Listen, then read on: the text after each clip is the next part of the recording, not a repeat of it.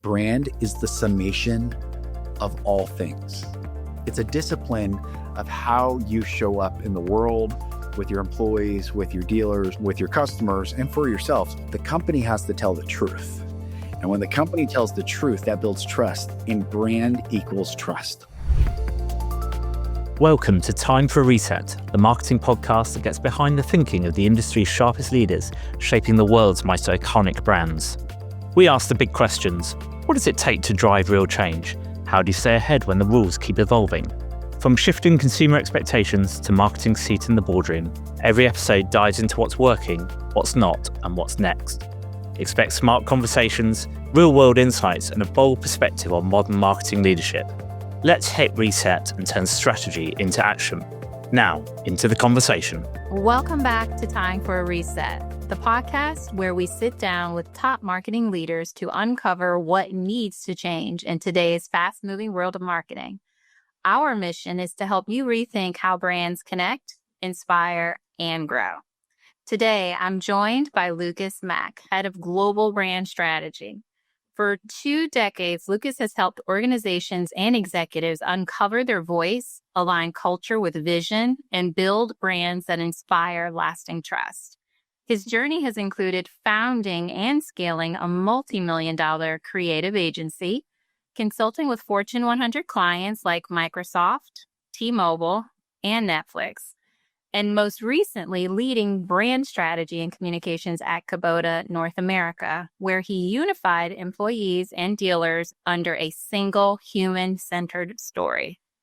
Beyond his corporate work, Lucas is also a TEDx speaker, published author, executive coach, and host of the Lucas Mack Show.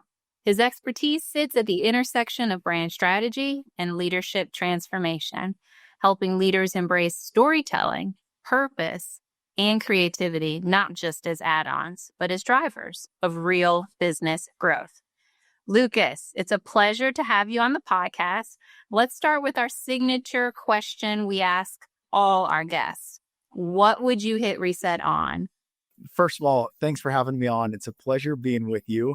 And this is a really great question. It gives all of a sudden ultimate power to the person answering. And what it would be for me would be changing executives and leaders within corporations, no matter the size, on the value of storytelling, purpose, and creative as drivers to grow business and customer acquisition and retention for employees, rather than just what I hear all the time is, what does the data show? And data without story and context is not the answer. I think it triggers a lot of leaders when you ask more emotional questions, because that's just not how the business culture typically is developed. But that's what humans are craving. And so helping leaders understand that, that's what I would hit the reset button on.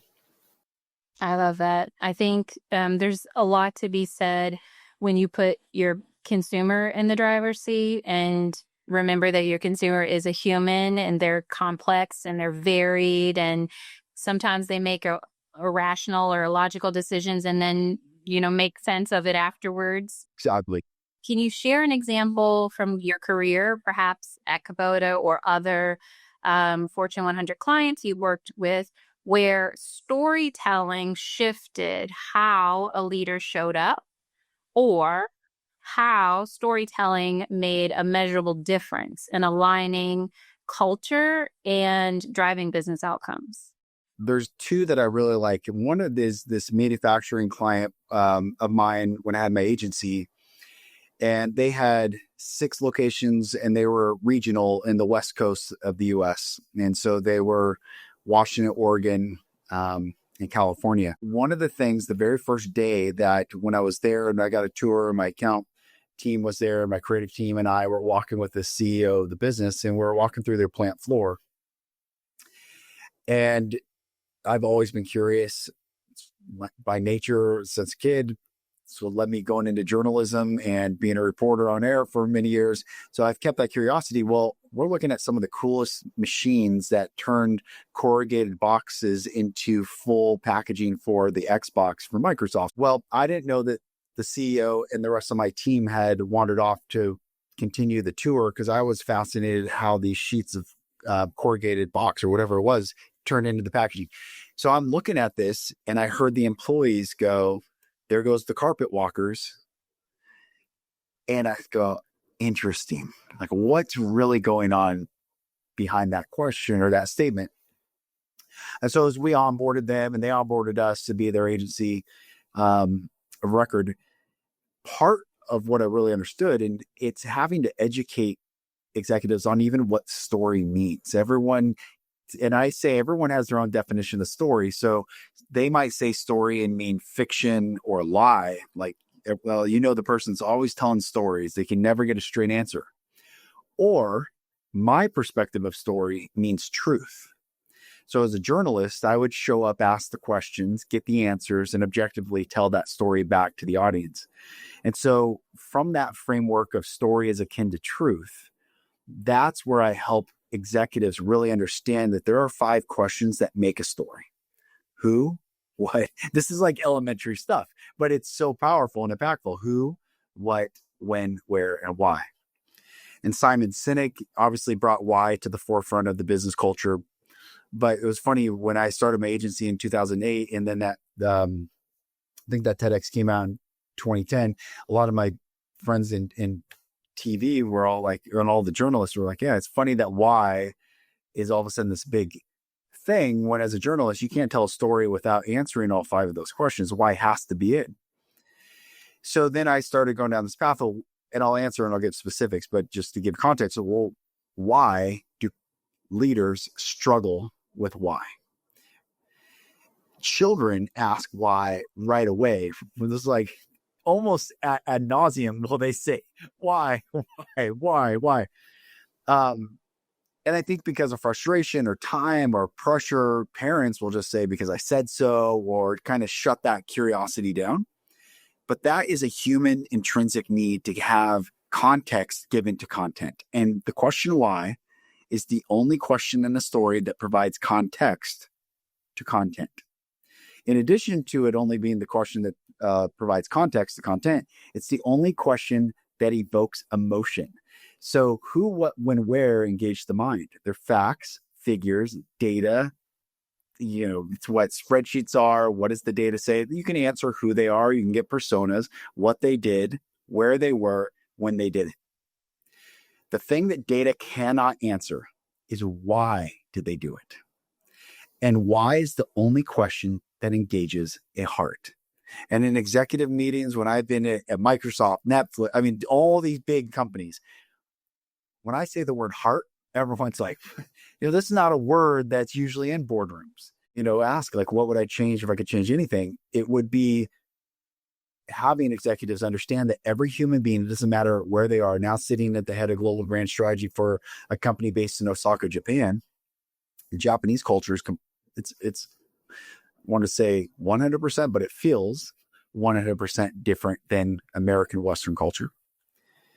And both have their beauties and strengths, and both have obviously weaknesses. But regardless of the culture that we come from, and regardless of if someone is left brain analytical or right brain creative, every person on this planet has the same psychological buying process.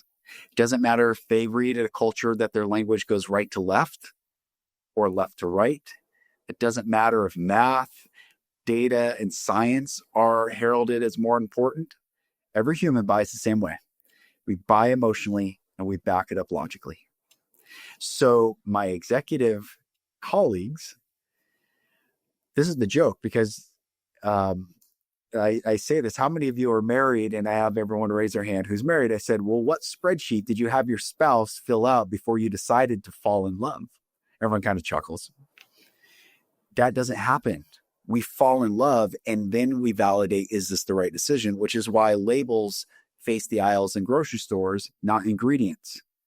We're eating the ingredients. You are what you eat. You become that which is on the back of the packaging, but you're drawn by the front of the packaging. So answering the entire story is giving context that all the messaging can go through from leadership all the way down to execution to the market. And I don't just mean through customers, I mean for employees too, which was what we did. Getting back to an example, with that company, we did an entire campaign before we built up their marketing, which we did, and grew revenue significantly over 3 years for them. We did a huge culture shift in change management and employee engagement inside that company, because the first thing we had to tackle was attrition and employee turnover.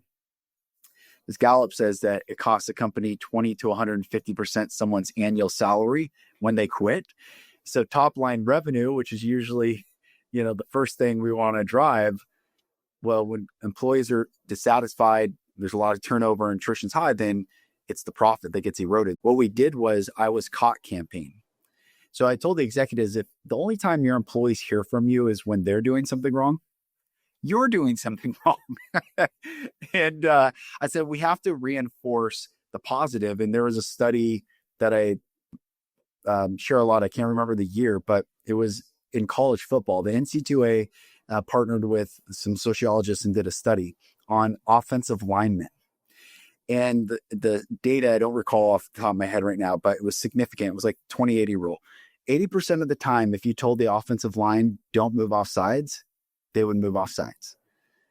But if you told them move when the ball moves, they would move when the ball moves. So framing that up. And we had the silhouette of a body on a t-shirt, and all it said was, I was caught. And we would ambush these employees who were doing the right thing. And we were giving them and honoring them through this entire internal TV show we created. And we cut turnover down. They were able to let go of their temp agency, and employee engagement shot through the roof. So that's just an example of, that is what I call story. It's not necessarily a beginning, middle, and end story. It's how do you tell the truth and infuse that into the business and the strategy to drive outcomes that you want. I love those examples that you offered. I think they're great examples because they're illustrative of the outcome. I'm curious if there's a connection between answering the why and purpose. Because many brands talk about purpose. Some brands have a purpose strategy, but fewer are successfully embedding purpose into their culture and marketing. So what does it take, in your opinion, for a company to authentically live its purpose? Potentially it's why, maybe not. I'm curious to hear your thoughts, in a way that resonates with employees, customers, and the market beyond, simple posters or mission statements. This is my purpose, which is helping companies understand the power of purpose, and not, like you said, nice posters to have on the wall with some landscape imagery. Remember those type, I don't know the brand of who made those back in like the 80s and 90s, you would see all those positive statements and those black posters with design. And I don't know. The break room posters. Yeah. Oh yeah. That's right. But I used to give this keynote talk in businesses and different trade shows around the US, and it was called the Why Revolution. And the Why Revolution was about returning back to purpose. This is early on when millennials were entering the marketplace. But I talked about the greatest generation and what made them the greatest generation. And in my opinion, and what the results show is the greatest generation became the greatest generation because they shared a common sense of purpose, and they sacrificed together. They worked together for a clear objective to defeat what they perceived as an evil in the world.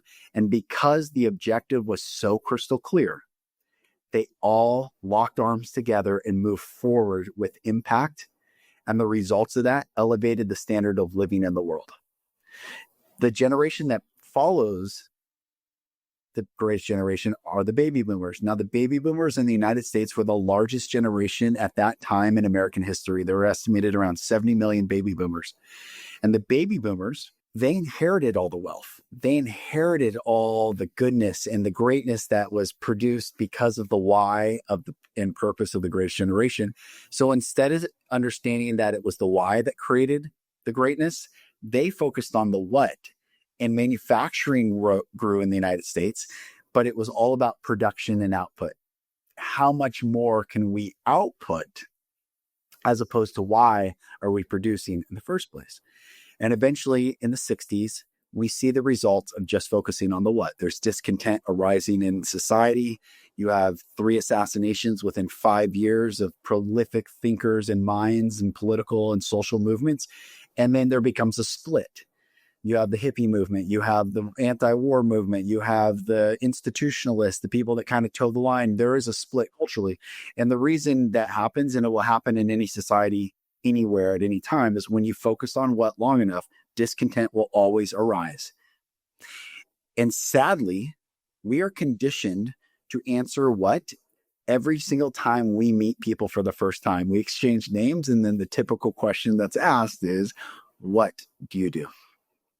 And it's such a reductionary question. People struggle with it. They either feel insecure or their egos are overinflated by what they do. So they're happy to tell you, but neither of those are the truth of who they are and why they do what they do. So the baby boomers, 70 million of them, focused on what discontent arises. And then following them, we have Gen X. And Gen X was the smallest generation in 3 generations. So 70 million baby boomers, and there were only around 50 million Gen Xers in the United States. But Gen X, being brilliant and smart, the 13th, interestingly enough, the 13th American generation, knew that the what was insufficient to produce inspiration, but they were so far gone from the why, they focused on the how. And because they focused on the how and broke down process, we had a technological revolution in the world, thanks to Gen X. Apple, Intel, Microsoft, I mean, the list goes on and on and on. Brilliant minds focus on process and grew of scale technology in this world. But then this millennial generation comes along. And the first time they entered the marketplace, they were getting a bad rap because everyone was like, they only care about purpose. What's your values? What are this? What are that? And the boomers were like shutting millennials down. But I really believe that the millennial generation, which is in leadership positions, but not fully in those driver seats, because the boomers are holding on and Gen X are filling many of the seats the boomers are vacating. But the Gen X will not hold the entirety of leadership positions that the boomers were holding. So there is going to be a delta that the millennials will hold. I'm in one of these seats. The millennials are a return back to why. And there were 90 million millennials in the US. And it's the largest generation in world history. And then you have Gen Z, and then the alpha generation and beta generation that just is born this year. There is this renewal of understanding that it has to be purpose over profit. Purpose coupled with people makes good business, makes good strategy, makes good culture. I think Albert Einstein said, the mind that fought you into the problem cannot be the same mind that thinks you out of the problem. Said another way, doing the same thing over and over again, expecting different results, is literally insane. And the definition of an insanity. Yeah. Crazy, right? And I have a lot of compassion for executives because there's so much pressure, especially these public companies, to continually increase profits and short. I get it. And the companies that put purpose first are the ones that will last well beyond a trend, well beyond campaigns, and well beyond a generational shift. And so you look at companies like Coca-Cola, a shared experience. It's not about a beverage, it's a shared experience. And when you crack that, sit down, no matter where you are in the world, I mean, that's what they represent. When you look at Nike, everyone's an athlete, regardless of their abilities, in a wheelchair, Paralympics and Special Olympics, and the real full Olympics, or you're just the average person. They believe that everyone's an athlete. When you have purpose, it drives awareness, it drives a movement, it drives brand affinity, it drives internal engagement, and it drives real vision and clarity. So this is what's struggling for most companies. And this is what I'm on a mission, or my purpose is to help companies understand the greatest generation and the millennial generation are 4 generations removed that are returned back to this purpose. When you think about marketing today, and even if we say marketing in the last 20 years, it often has these wild swings between data-driven approach and going after efficiency and creative storytelling and maybe going after effectiveness. So I'm wondering, from your perspective, how would you suggest executives balance the two? And realizing there are risks that are inherent, but what risks do you see when creativity is deprioritized that can be mitigated? This is the thing I sit and try to solve every day. I think it's interesting as I observe myself, and you know me, I think pretty well. And so I'm very introspective, and I constantly am trying to find the most perfect articulation for this message to land with every audience. As I talk about creativity, then the left brain analytical executives go, oh, this guy's just, and then gets boxed in. And then if they're not used to that language, then it gets shelved or put aside. But what I'm trying to do is bring balance back to the thinking. So it is not only data or only creative and storytelling. It is an and approach. But I think the ultimate question that everyone's trying to make a decision based on is, what is the truth?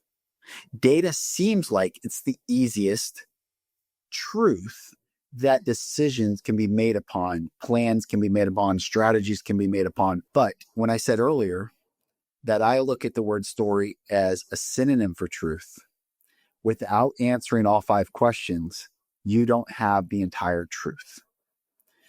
So being an agriculture industry, well, heavy machinery business, but serving the agriculture space in the world, I ask farmers, I ask customers, and it's kind of a fun thing to ask, is if I cut a seed in half and I plant it in the ground, will anything come from it?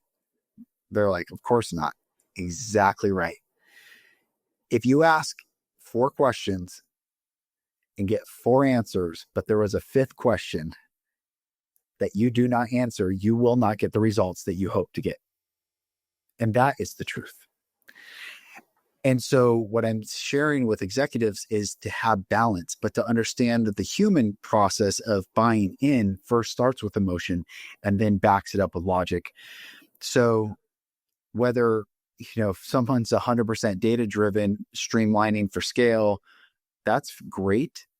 Maybe you start 8% creative, 92% continue. But I'm not saying it has to be 50-50 or 80-20 or whatever, but I'm saying to introduce the entirety of the story that needs to be told. Because what I share with executives, every spreadsheet, and I love data. It's not that I don't. So I hope the answer doesn't come across that I don't use data all the time. However, when I see data, I go, that is a snapshot in time of someone's engagement to a message in the first place. What was the human psychology that drove them when I took that picture in that frame? Not necessarily what is this frame and how do I maximize, without the context of how they got to that decision or what that data shows. I think we're missing that. So in marketing, at the end of the day, to build relationships that sales can be fulfilled upon, that's how I think of marketing, the simplest form. We have to think of the truth as the holistic story that needs to be told. One of the things that you talked about when you were mentioning story and how you see story as truth and it being synonymous with truth, I'm curious if we can talk about the word brand, because the word brand often has many misconceptions, especially with leaders. And so I'm curious, from your perspective, how do you think the word brand can have a more central role with achieving commercial outcomes? Because brand is often pigeonholed into creative, but we know that there's a outcome implication to your earlier comments. So what are your thoughts? But the first thing when I talk about brand is saying brand is like the word love. Everyone has their own definition and wide usage of it. So let's say, take the word love, for instance. I love ice cream. I love my wife. I love basketball. I love my job. Those are not the same. Some are tangible, some are intangible, some are personal, and none of them mean the same thing. There's no way I can love my wife the same as I love ice cream. I break this definition down. Is in Hebrew, the word love is ahava, A-H-A-V-A. And ahava means to give. So love always gives. So I can't give to ice cream. I might give my time to the people I play basketball with, but I can give to my wife and my service, my act, my attention, how I treat her. So breaking that down is we use love indiscriminately, but there is specifics of what love actually is. Same thing goes with brand. Brand is used at thrown around. I mean, literally from where branding an animal and an identity of ownership to creative branding, logos, color palette, fonts, to the purest essence of evoked thought, idea, and emotion when you hear a company. The top 100 brand trackers in the world, Kantar and I forget the other one, the two top 100 brands that are in our industry that are on those lists, on both lists, are John Deere and Caterpillar. So it's what I'm sharing with my company is that it's not that being brand is seen as just purely consumer or, it's a discipline of how you show up in the world with your employees, with your dealers, with your customers, and for yourselves. And what is a bit difficult for executives that are more analytical is to understand that brand is the summation of all things.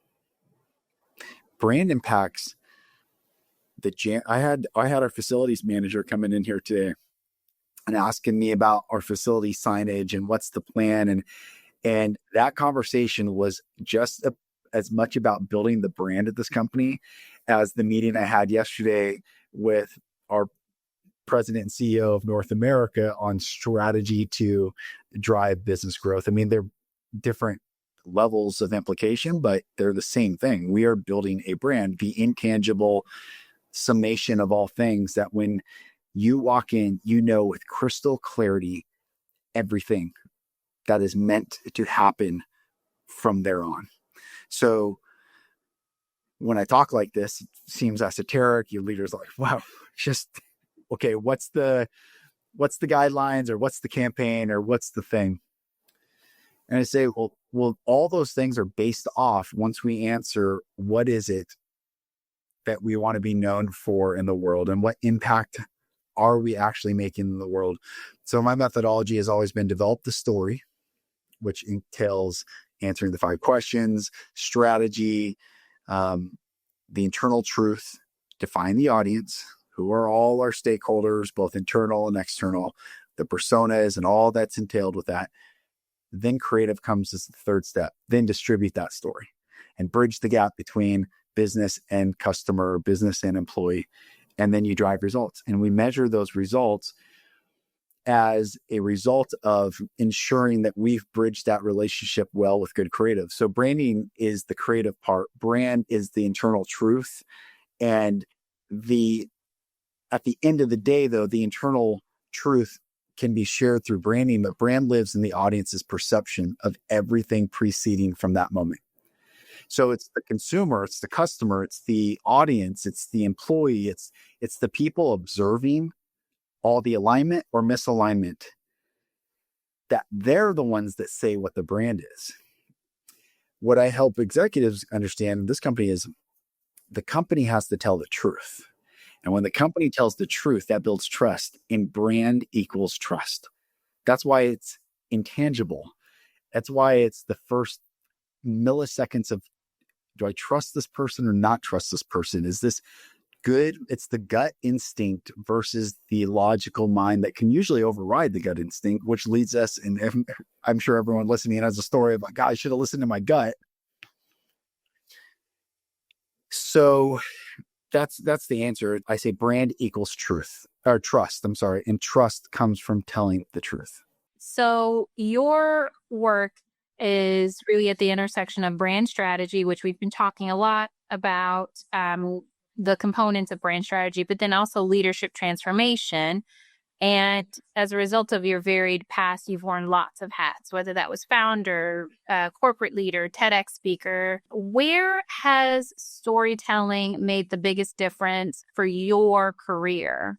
Well, I think the biggest impact that it's made is getting like true believers of whatever brand I'm building or company I'm working for, or even my own, like true, passionate, aligned cultures within companies. I have this book that kind of chronicles the very early years of my business that I started, and it's titled "Everyone Has a Plan Till They Get Punched in the Face."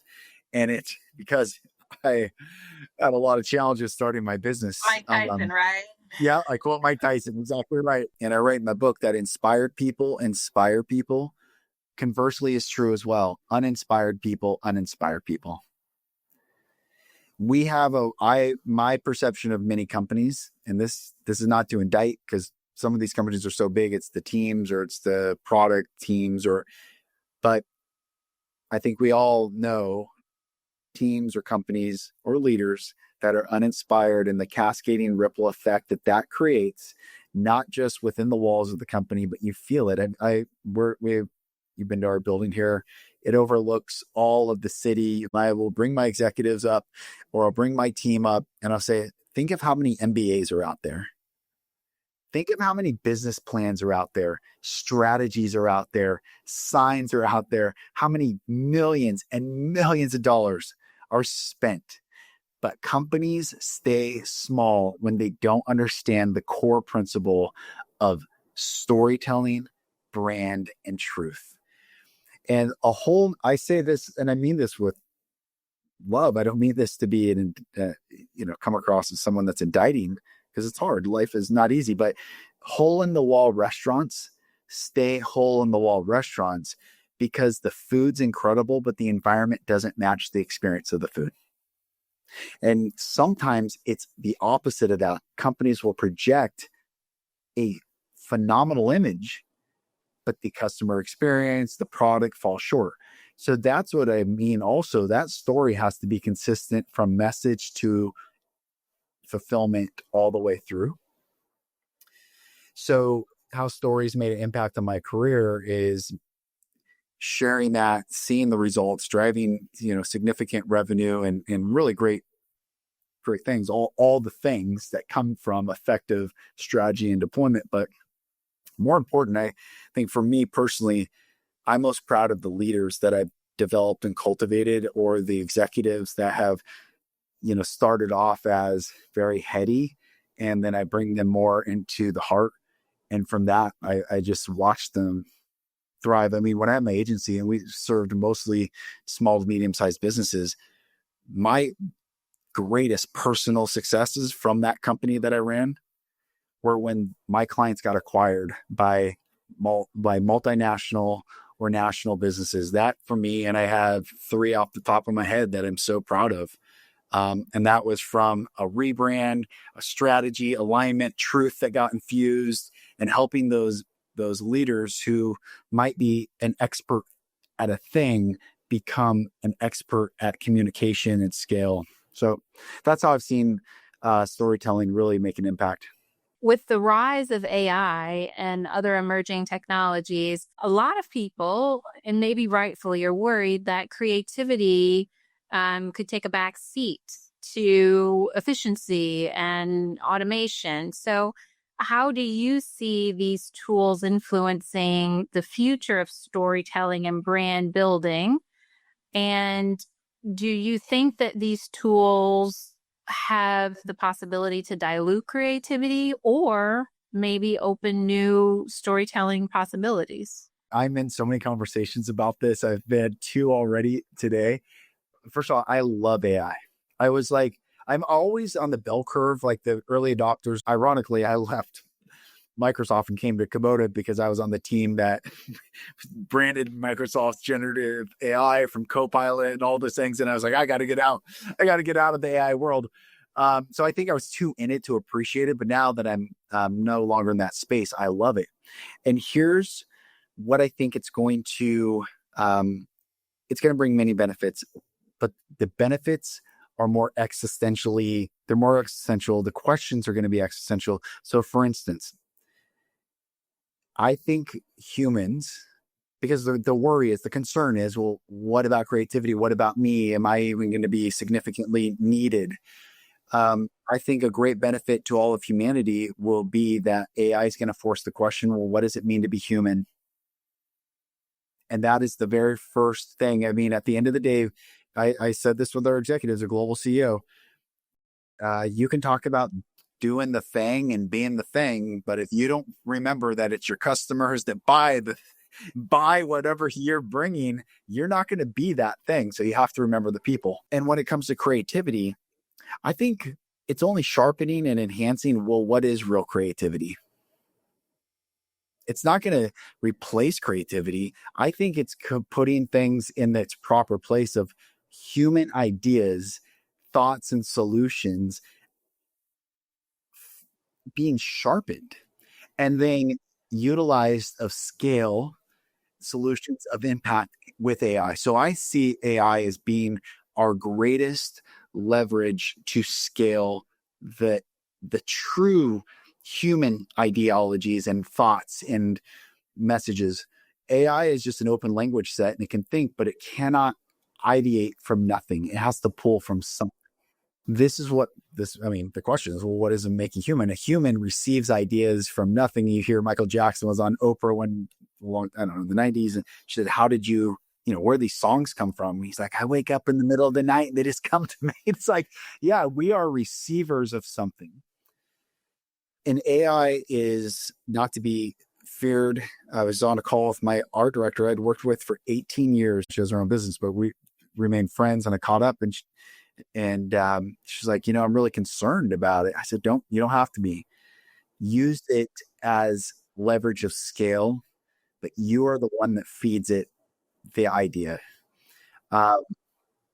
which I think people know, but we don't have to be afraid, I guess is what I'm ultimately saying. We have to, I think the reason we're afraid, and this is more philosophical, we're afraid because we've been so devalued as humans in the workplace because of data, because of the analytical left brain particular mindset thinking that the whole universal truth has been absent from many places of business. So when AI comes in, it's just like, whoa, is this going to double down? Well, remember, people are not going to buy if they don't have a job and have income. And UBI is not going to be a solution because you can't tax and you can't print money enough so ultimately what's going to happen is I think a whole global shift of answering, wow, humans are beautiful and humanity is worth or amplifying its beauty and virtue rather than degrading. And I think AI is a gift that is going to force this existential question, but also help us be more impactful with scale of the solutions we want to bring to the world. I think a lot of listeners will resonate with what you said, and hopefully some of their concerns may be put to rest. Beyond AI, looking ahead, what excites you most about, marketing today, or maybe even marketing in 5 years? There's a lot of young marketers that listen to this podcast. So what advice would you give them about developing their skills that could be used for both storytelling, but also commercial growth drivers? So interesting to say this, I guess. I talk about this, but to answer your question, I think the future is going to reward curiosity, especially with AI giving default quick answers within seconds.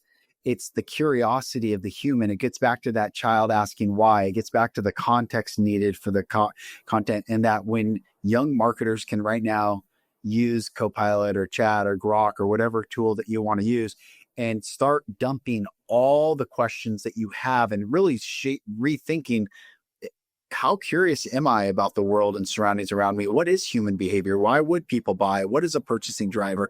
Why would this look better than that? What is a rebrand? What is that impact? And when you start looking at all these, it's going to get to the point where it's probably just going to read the thought patterns or just the microaggressions or not aggressions, but micro movements on the face of what's going on, regardless of cursor. And it's amazing. But I think if we as marketers can amplify our curiosity versus always think we have to have the answer in the moment and use AI as the some people use it as therapy. It's really interesting what's going on with how they're using therapy. But what it does do is give a lot of great contextual information that we can pull from and then stronger develop our thesis or our plan. One of the things for me, for instance, I work with a lot of Japanese colleagues, and I go to Japan a couple times a year. But even if I learn Japanese, I will never understand fully the Japanese culture. And so what I do use AI a lot for my current job right now is I'll say, here's the thinking in North America, or here's the thinking in all the regions we've done outside of Japan. Now, how did the Japanese see this? How did they translate it? What's the common values? And then it will spit out an answer or spit out a whole strategy. And then I'll go verify with my Japanese colleagues. And I don't say, hey, I put it into AI and this is what it gave me, but this is thinking that we're developing. How does this translate? And I had this one colleague, forget what the word was, but he's like, that's not the word we would say, but the meaning is correct. And he's like, so I have to think about what word we would say. And so different things like that. I wouldn't have known a word that the Japanese use had it not been for AI. And that starts with the curiosity so I think it's going to sharpen our curiosity. I think it's going to amplify for young marketers, not relying. The default's going to be easy to rely on AI, but it's to rely on your own intellect and curiosity and then plug it into AI and get an output. And then sometimes there's AI hallucinations. I mean, I plugged something in the other day and it spit back something that was not true. And that's, it felt weird for me. I'm like, oh, that's weird. Why would it do that? If it's a language set model and it's only pulling, why would it fabricate something? So like anything, trust but verify, but rely more on intuition, rely more on curiosity, rely more on the organic intelligence over the artificial intelligence. That's where I think the future of marketing's going to go, because data will be instantaneous and it will be with agents. I mean, data will be running. It won't be like Power BI dashboards are like, oh, I'm going to run the report or weekly or monthly or even daily. It's going to be instantaneous reactions of the human experience interacting with the message. Is there a single thing that you are working on yourself to improve, to be a better marketer today that you'd like to share with the listeners? I love AI, I really do, but it's causing me to slow down to make sure, is my thinking proper? Am I thinking properly? Because it feels like things are sped up so quickly, and I don't want to be ever caught in a current. I described to my creative director this morning about sovereignty, and he goes, I don't understand, what is sovereignty? And I said, how I define sovereignty is when I say yes, it's yes. And when I say no, it's no. And I want to slow down because I think the value that I bring is different than the value you bring is different than the value. And the beauty is when we all bring the best of ourselves together, the results are way more impactful. So that's what I'm working on right now, is just slowing down and being aware of my thinking.